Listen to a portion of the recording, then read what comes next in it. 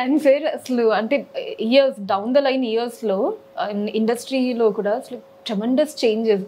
అంటే అసలు Tollywood, especially Tollywood industry గురించి ఇండియా కాదు గ్లోబల్ వైడ్ ఆస్కార్ అవార్డ్ కూడా గెలవటం జరిగింది. సో దిస్ చేంజెస్ ఇలాగా నేను I don't believe it's a change మా.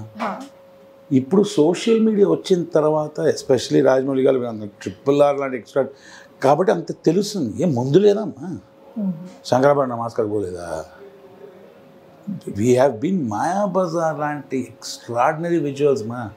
జగదేక వీరుని కథలో 5 ఎన్టీ రామారావు గారు పక్కన షూట్ చేసిన మార్కస్ బాట్లీ గారు లేరా, ఎక్స్ట్రాడినరీ తీసాం. ఎప్పుడు మనకి ఎక్కడ కానీ అంత జనాల్లో వెళ్ళలేదు, ఎందుకంటే సోషల్ మీడియా అనేటువంటిది లేని లేదు. అప్పుడు ఉండేది రేడియో, దాని తర్వాత వచ్చిన టీవీ. కానీ ఇప్పుడు మన ఆధిపత్యం అని ఉంటున్నది అంటారు కదా, ఆధిపత్యం నేను ఒప్పుకోను మా. ఒక్క ఇండస్ట్రీ ఇంకో ఇండస్ట్రీ కన్నా ఎక్కువ అంటే ఒప్పుకోను. కానీ పయనీయర్స్ మాత్రం మన వాళ్ళు. మసాలా సినిమాలు అంటే మామూలు మసాలాలు తీయలేం మనం, సబ్జెక్టులు తీయమంటే ఈ రగ తీస్తాం. We are always pioneers. ఇప్పుడు రీసెంట్ టైంలో ఏ హీరో అంత ఎఫర్ట్ పెట్టాడు మా చలనచిత్ర పరిశ్రమలో. ఫర్ ఎగ్జాంపుల్ రీసెంట్ టైంలో నాకు కొందరు ఆర్టిస్టులు అయితే డిస్టర్బ్ చేశారు నన్ను. బాలకృష్ణ గారు అది ఏం పిచ్చమ్మా, ఆయన దీంట్లో సంపాదించే పైసలు దాంతో అన్ని బసాతారానికి ఇచ్చేయడం ఏంటి మా. ఈయన గారు ఉన్నారు మా అన్నయ్య గారు చిరంజీవి గారు, ఆయన వచ్చేసి అందరికి క్యాన్సర్ టెస్ట్ ఫ్రీ, అందరికి ఇది ఫ్రీ ఒక ఆయన చేస్తున్నారు. మహేష్ బాబు గారు అదేంటి మా చిన్నపిల్లలకి ఏంటది? పాలిటిక్స్ అంటే విమర్శలకి పుట్ట, అది ఒక కచరాకుండేది. పవర్ స్టార్ గారి దిగల మొన్న మాట్లాడుతుంటే మా ఓడ ఏమనుకుంటున్నావు అని వచ్చేస్తుంది ఆ ఫీలింగ్. నాకు పాలిటిక్స్కి సంబంధం లేదు, కానీ if I see a man like power star, ఆయనతో ఒక సినిమా చేశా అజ్ఞాతవాసి, దాని తర్వాత అక్కడ అట్లీస్ట్ ఆయన చూసే అవకాశం దొరికింది.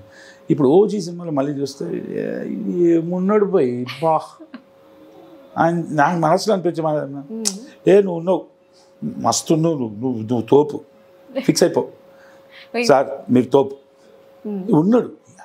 ఏదో ఒకటి ఉంది మా ఆయన నడక, ఆయన చిన్న ఏళ్ళు ఇట్లా, కానీ సంథింగ్ ఈజ్ ఎక్స్ట్రాడినరీ అబౌట్ ఒక వావ్ అని.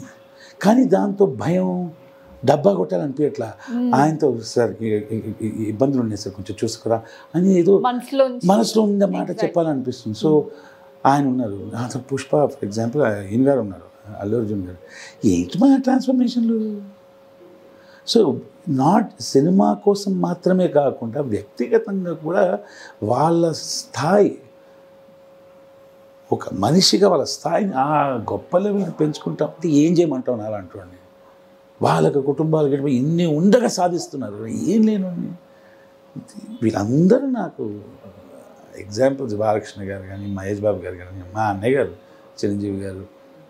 ఇప్పుడు మహేష్ బాబు గారు అయితే 2500 మంది పిల్లలకి ఆపరేషన్ అదే అంటారు కదా, లేదా టకటకటక తీసుకుంటే.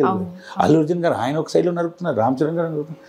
కానీ రీసెంట్గా పవర్ స్టార్ గారు ఆయన మాట్లాడుతూ ఉంటే వెళ్ళిపోతుందా చెయ్యి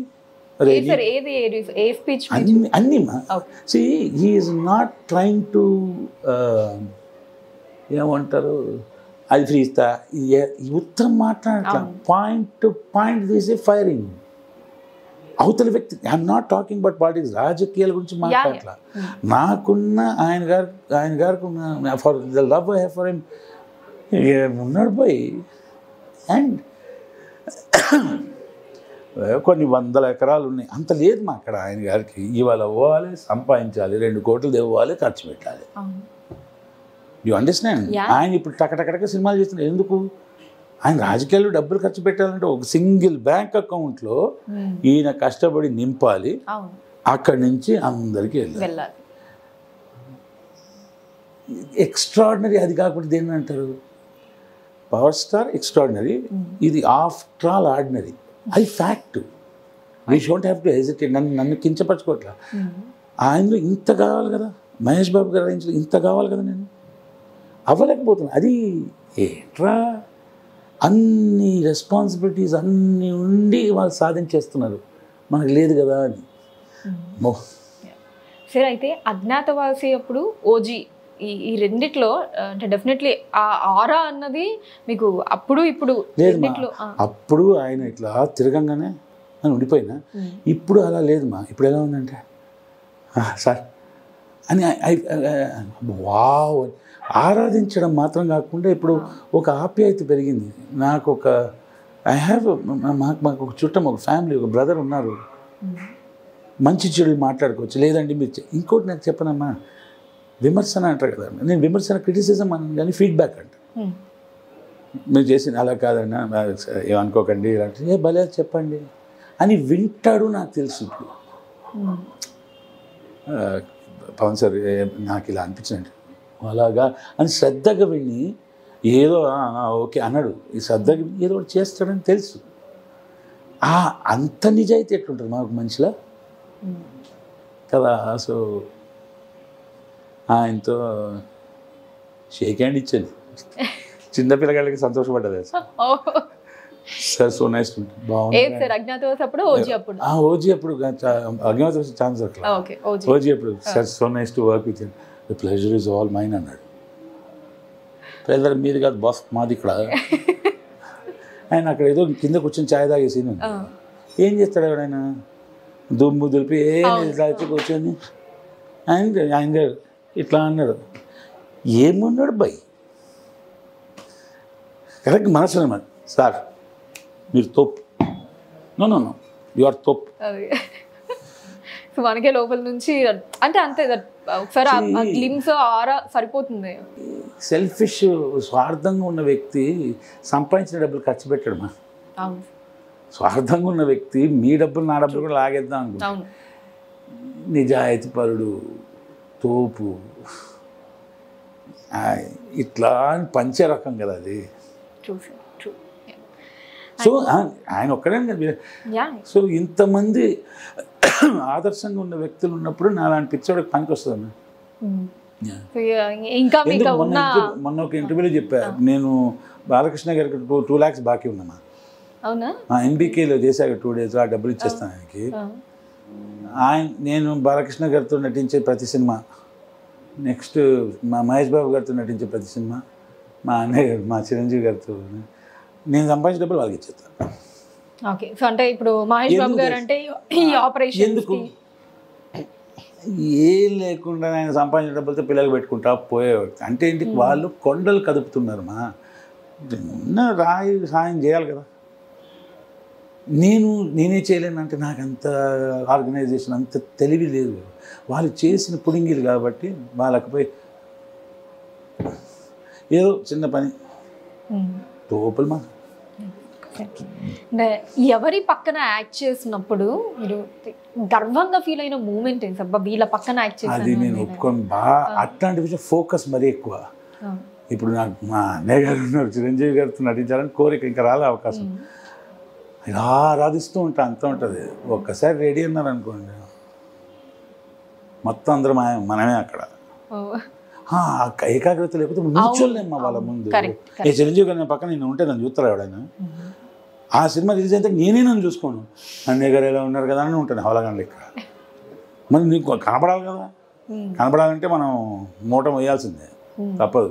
ఆయన మూట వేసి నేను సినిమా చేశారు, మనం మూట వేయాల్సిందే. సో గర్వంగా అట్లేం లేదు. షూటింగ్ ఒక షార్ట్ అయిపోయిన తర్వాత మధ్యలో మాట్లాడేటప్పుడు ప్రతి ఒక్క హీరో ఆయన డిప్లొమసీ మనకు రావు, మొహమాటాలు లేవు చెప్పారు. ప్రతి ఒక్కరితో కొందరు మరీ ఎక్స్ట్రాడినరీ. మహేష్ బాబు గారితో సినిమా చేయలేను నేను ఎప్పుడు కలవాలి ఆయన్ని. అల్లు అర్జున్ గారిని కలవాలి, ఇట్లా చాలా మందిని కలవాలి. రామ్ చరణ్ గారిని కలిసారు. అంటే మా అన్నయ్య కొడుకు కదా, గేమ్ చేంజర్ సినిమా.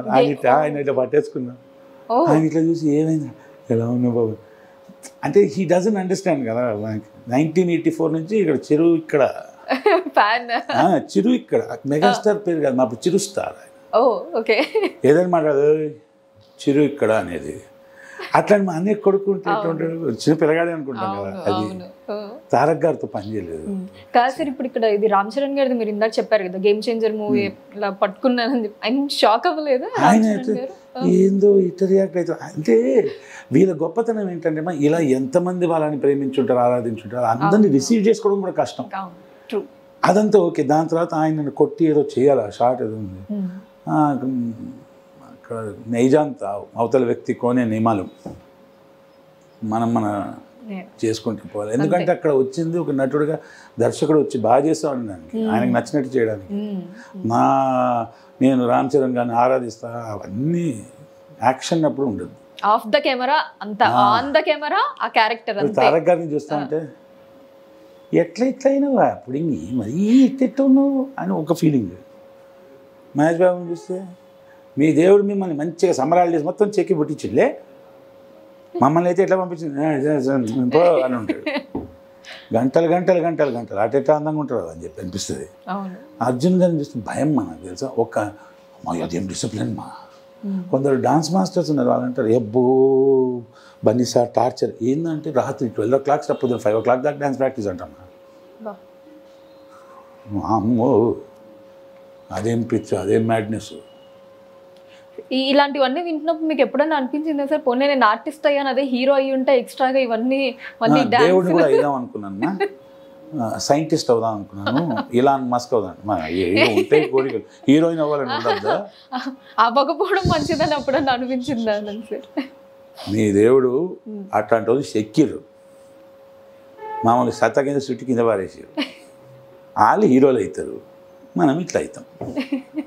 హీరోయిన్ పెద్ద రెస్పాన్సిబిలిటీ కదమ్మా. హీరో అంటే జనాల ఎక్స్పెక్టేషన్స్. పాపం 3 గంటలు ఒక వ్యక్తిని చూడగలగచ్చిన విషయం మనకు లేదు.